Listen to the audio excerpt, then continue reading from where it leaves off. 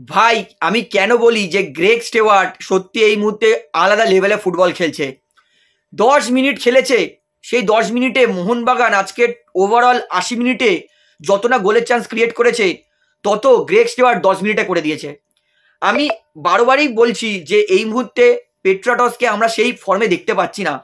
সেই পেট্রাটস নিজের পুরনো ফর্মের ধারে কাছে নেই। এবং আমার আজকে আমি যার সাথে খেলা দেখতে, আজকে আমার 3টে সত্যি কথা বলছি টিকিট নষ্ট হয়েছে। খেলা দেখতে যাওয়ার ছিল কিন্তু বৃষ্টি বৃষ্টি হয়েছে, তারপরে ভাই বললো যে একটু খাওয়া, তো যে যাইনি আজকে খেলাটা দেখতে। ওভারঅল আজকে আমার ভাই মানে পিসির ছেলে, সে ইস্ট বেঙ্গলকে সাপোর্ট করে, সে বলছে যে আজকের মোহনবাগান ম্যাচটা ড্র হবে। তখন কটা হয়, তখন 77 মিনিট বাকি। আমি বললাম দেখ ভাই, গ্রেগ স্টুয়ার্ট যদি না নামে তাহলে আমি মেনে যাবো যে হ্যাঁ ড্র হতে পারে। গ্রেগ স্টুয়ার্ট নামলে আমি কিন্তু বলছি না যে ড্র হবে। আর এই ম্যাচটা গ্রেগ স্টুয়ার্ট নামলে 1-0 মোহনবাগান জিতবে। এবং আমার কথা একটু বিফল হলো, মোহনবাগানের যদি ভাগ্য থাকতো না শেষ মুহূর্তে মোহনবাগান 3টে গোল তুলে নিত। লাস্টে 3টে পোস্টে লেগেছে, গ্রেগ স্টুয়ার্টের 2টো পোস্টে লেগেছে আর মানবীরের 1টা পোস্টে। আর Jason Cummings take a bow man, take a bow. এতদিন পরে যা কামব্যাক করেছে Jason Cummings, unbelievable, outstanding. Greg Stewart মোহনবাগানের কত ইম্পর্টেন্ট ম্যাচ। আমার দাদা সে সচরাচর ফুটবল খেলা দেখে না, আজকে যখন যেহেতু ঘরে সবাই মিলে একটুখানি মানে পার্টি মতো করছিলাম, তো তাকেও আমি ডেকেছিলাম, বললাম যে আয় তোকেও খাওয়াচ্ছি আমি।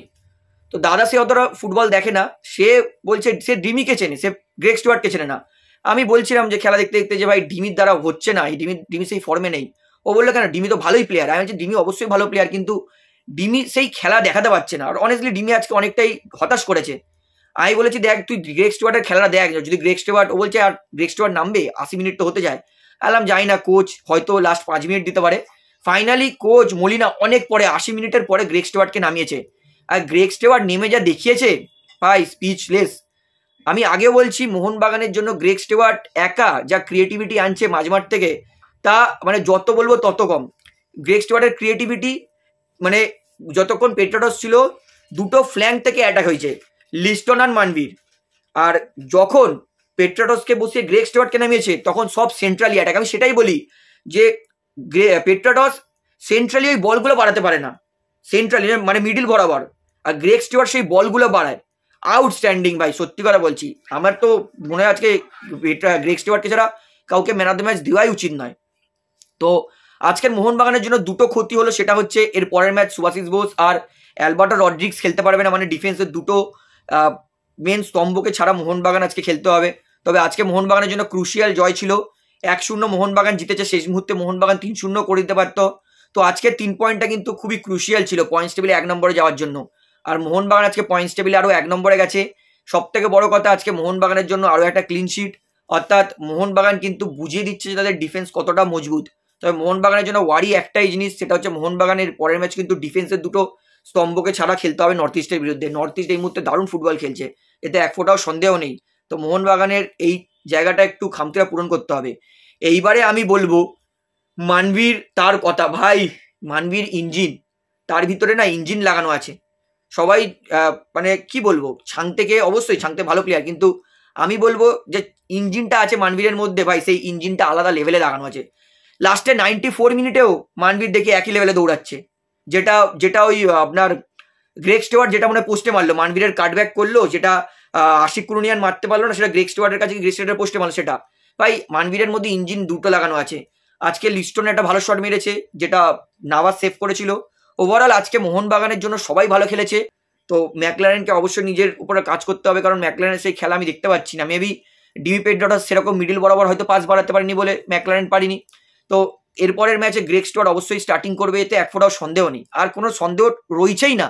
মলিনা নিজেও বুঝে গেছে যে এরপরের ম্যাচ গ্রেগ স্টুয়ার্ট যদি না কোনো ইঞ্জুরি ফিঞ্জুরি লাগে, গ্রেগ স্টুয়ার্টই নামবে। এবং আমি প্রশংসা করব আজকের মলিনার কোচিংয়ের।